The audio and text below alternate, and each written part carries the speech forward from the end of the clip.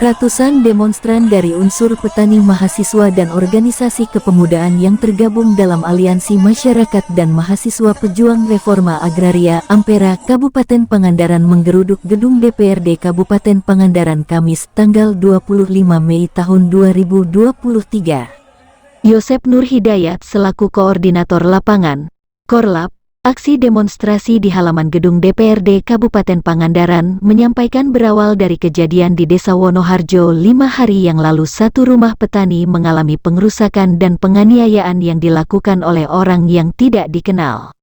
Kenapa terjadi penganiayaan dan pengerusakan? Di wilayah tersebut itu terjadi sengketa agraria, konflik pertanahan, konflik agraria yang tidak kunjung selesai dari tahun 2010 kepada warga masyarakat 2010 hingga sekarang, sehingga sudah belasan tahun. Dan di Wonoharjo itu, di hamparan X Tatras, sudah berulang-ulang kali ada upaya kriminalisasi, upaya intimidasi sampai kekerasan, sampai penggusuran. Itu tidak ada upaya penyelesaian. Kami menuntut ke DPRD untuk mendesak membuat tim terpadu, sehingga sekarang tim terpadu itu untuk segera menerbitkan peraturan daerah terkait tentang pertanahan dan pendayagunaan pemanfaatan tanah terlantar, supaya di pendayagunaan tanah terlantar itu untuk ke masyarakat miskin yang tidak memiliki tanah, yang tidak memiliki lahan, masyarakat miskin diprioritaskan kepada tanah negara. Tetapi yang terjadi di Kabupaten Pangandaran ini, tanah negara ternyata banyak dikuasai oknum-oknum perusahaan-perusahaan yang memang didominasi itu ada kolaborasi dengan oknum pemerintah sendiri. Bisa terbit HGB di situ, bisa keluar dan sampai ada surat perizinan bangunan.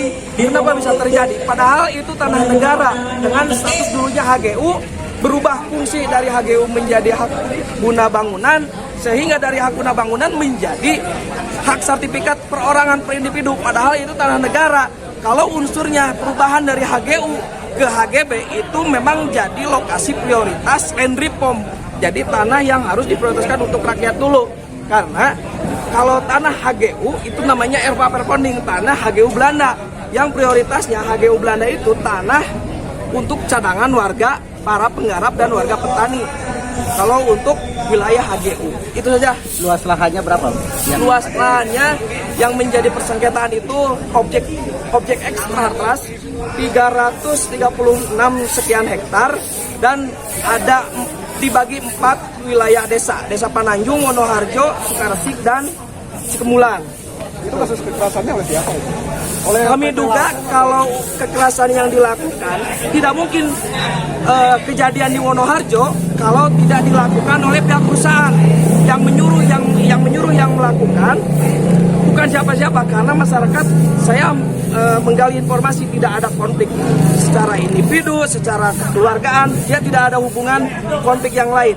Saya meyakini dia menghuni di rumah di situ karena jelas meyakini kasus struktural terkait sengketa tanah.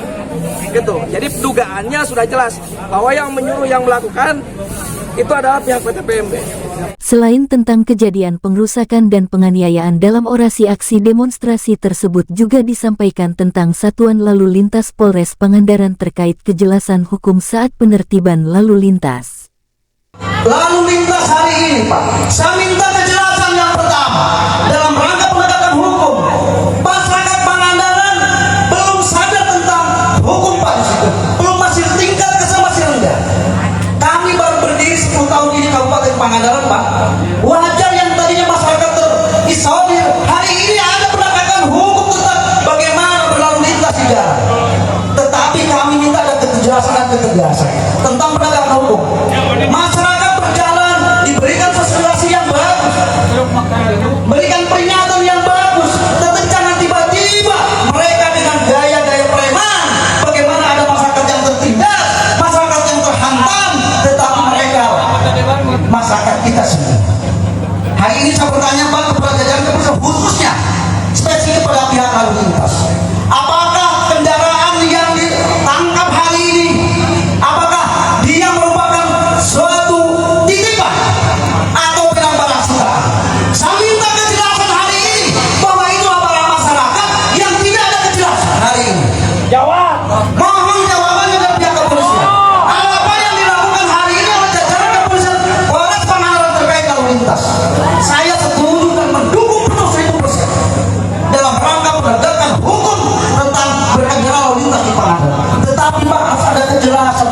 pokoknya.